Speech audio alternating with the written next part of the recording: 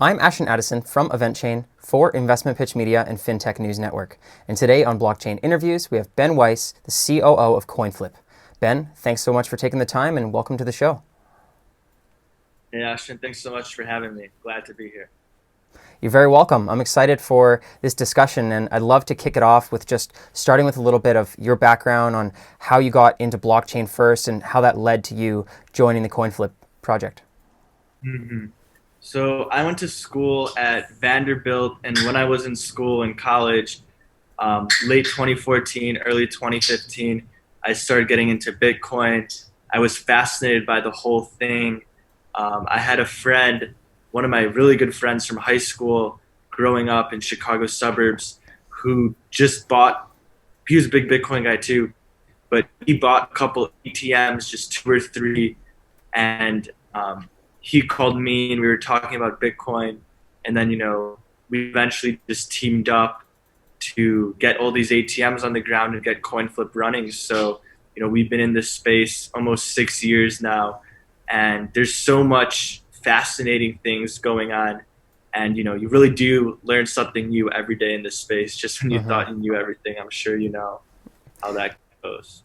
Yeah, well, it's a fast-paced industry, and especially if you've been around for 6 years, you've probably seen drastic changes, and it's accelerating. It seems to be quicker than ever. So hopefully that is in CoinFlip's favor. If you could just dive into a little bit on, what is CoinFlip? What makes CoinFlip unique? How has the team differentiated itself from other Bitcoin ATM operators throughout the States?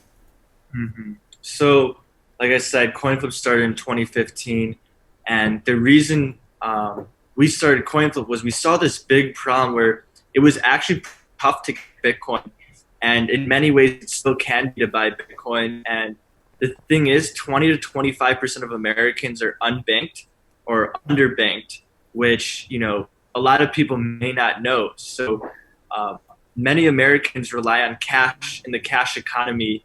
To participate, in normal life. And I think Bitcoin, one thing that I was really attracted to is it really can be a democratizing force. And I think, if you don't own Bitcoin in a way, you will be left behind. But there was this issue of how hard it is to get Bitcoin, especially if you don't have a bank account or if you're unbanked or if you just want to buy $50, $100.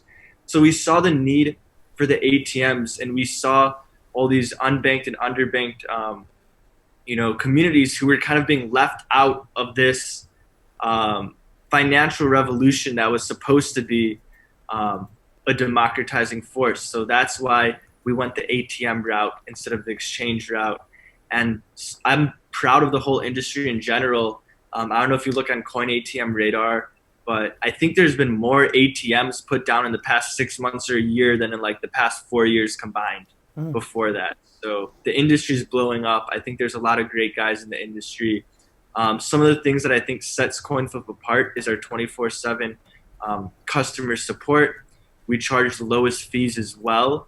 And back to that customer support, and we have over 1,000 ATMs in the U.S., 43 plus states, and a lot of these people who are going to the ATMs are beginning investors. They want to get into Bitcoin, but they need more support, more customer service than someone who's just going on, someone who's been doing this, for 5 or 6 years.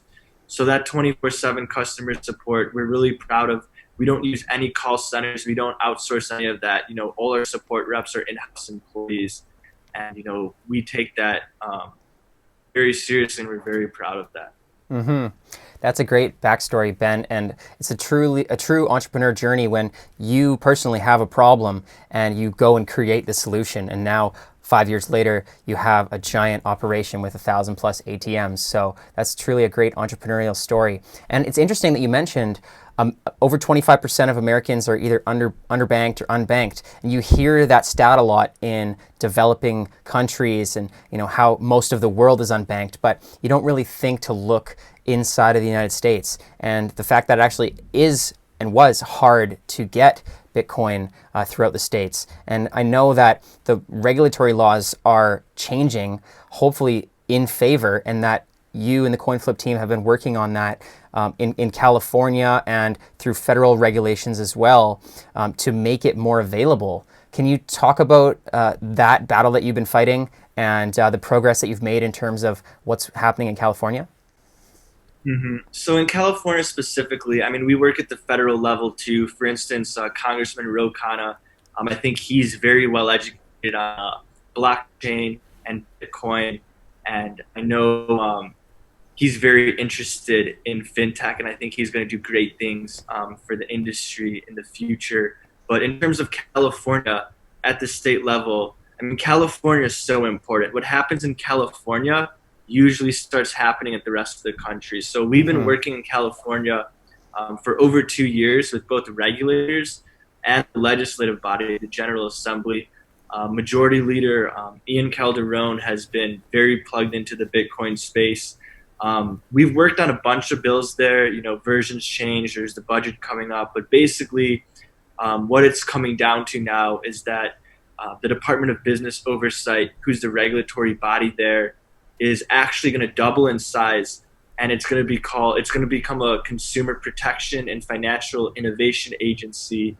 And part of that process is they're going to require unregulated financial products, not just crypto, but including crypto companies like ours, um, register with the state and have some Mm-hmm. basic safeguarding requirements. And we think this is very important because it keeps bad actors out, Mm-hmm. which legitimizes the industry.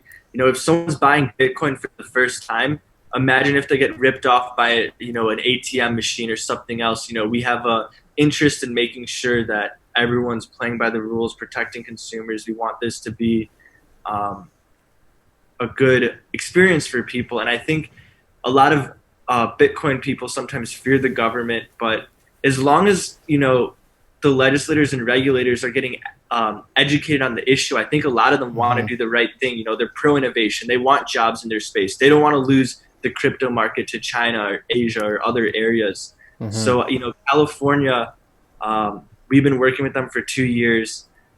There's change in the beginning of 2021. There's going to be some regulatory changes, such as the registration, consumer protection, and basically the whole Department of Business Oversight is getting revamped.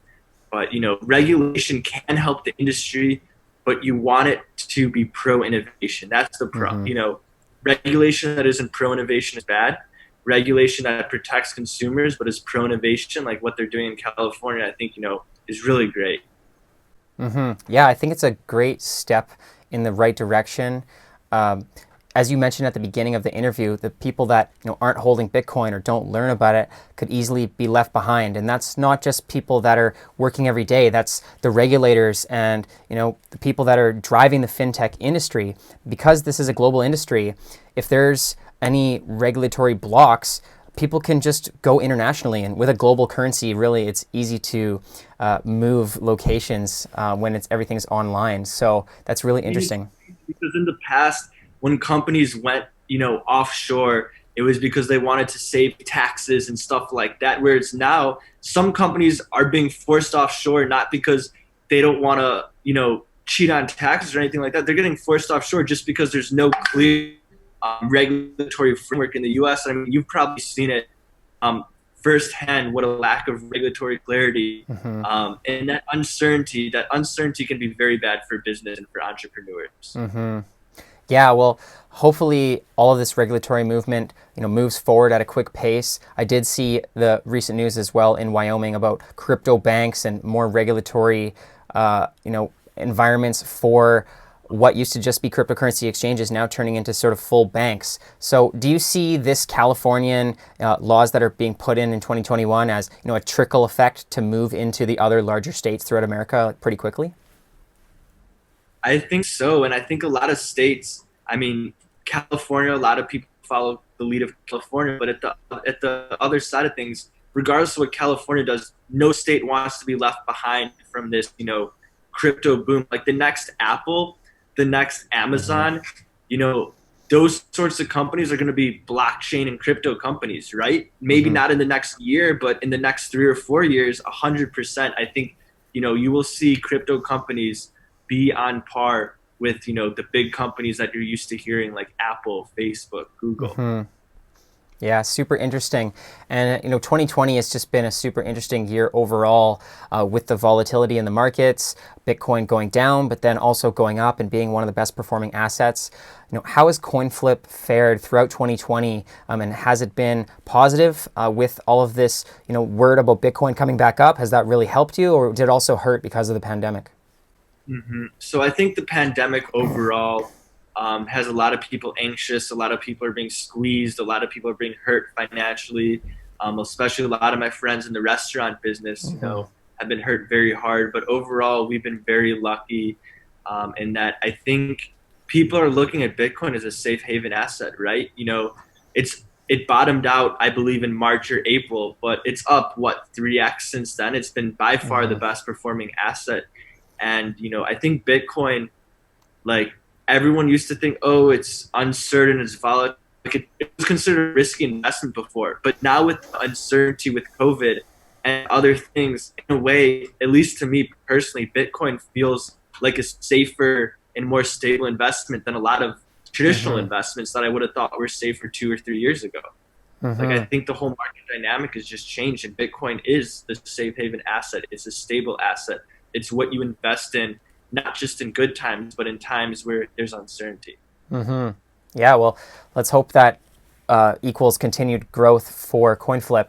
And One besides, oh, that I go ahead. just thought of the top of my head was like I know wealth inequality has always been a big issue, but think about how much wealth inequality there will be Hmm. if certain people are shut out of the Bitcoin market. Hmm. That's why I think the ATMs are very important because if Bitcoin goes up a lot in price, like me and it's going to, we're obviously believers. You want to make sure everyone at least has the chance to buy it and be part of that, right? Hmm. Yeah, it's a currency for the people. So yeah, so with CoinFlip moving forward, I'm guessing that it's going to continue to expand and grow. And besides working with the regulatory bodies, what are the company's plans for the next throughout 2021 and beyond? So obviously, we want to put down more ATMs. We want to get Bitcoin to as many people as possible. There's still about 6 or 7 states we need to break into. So we are working on we want everyone to be within a 10-minute drive of a CoinFlip ATM. Mm. We're going to continue working with regulators, both at the state and the federal level. We don't want the U.S. to lose to other countries. And last but not least, education, whether that's Mm. education of consumers, education of regulators, education of other stakeholders. We're really focusing on that. We're part of the Blockchain Advocacy Coalition in California, which educates people all the way from consumers to regulators to trade groups. I think that's very important. I mean, once someone learns about Bitcoin, I've never met anyone who doesn't believe in it or like it. To the Hmm. fact that people don't like Bitcoin is because they don't know about it. Don't haven't been educated on it. I think it's it's such a common sense solution to whether it's the inefficiency of the current financial system, whether it's the fact Hmm. that the current financial system leaves certain people out, whether it's just the fact that everything is so global and mobile. And think about how easy it is me to send you Bitcoin without having to mail a check or go into a bank or hey, it's Saturday, the bank's closed. Hmm. I think that like in the long term, just obvious that Bitcoin's going to, I mean, it has succeeded, but that it's here to stay. It's going to succeed. Hmm. And as you've been following the industry, like this is only the beginning. Like you Hmm. talked about the banking developments in Wyoming. Like there's still so many, DeFi, banking, crypto lending. There's so many cool fields. Like a lot of work is going on behind the scenes, but we haven't seen maturing yet fully. And that's what I'm really looking at too. I think these next 3, 4 years are going to be so exciting. Hmm. Yeah, well, it's looking good, and I'm hoping that translates to for you guys to growth in CoinFlip as well. And we're running out of time, Ben, but if the viewers are looking to learn more about CoinFlip, about the ATMs, or to get educated, as you said, what's the best way for them to learn more? Okay, so coinflip.tech, you can look for all of our ATMs. Hopefully, one is within a 10-minute drive of your house, and if it's not, hit us up on Twitter and let us know so we can put one down. Um, we'll do a discount code for the show if anyone's listening. the discount code will be CoinFlip30. It'll be 30% off. My Twitter is Ben CoinFlip, so follow us there. Check out our website, and we'd love to hear from everyone. And we're thankful for having us on. Yeah, thank you, Ben. And I will leave those links to all of that in the description box below for the viewers. Thanks so much for your time. All the best with CoinFlip moving forward, and let's follow up in the near future. Thanks so much, Ashton. Appreciate it.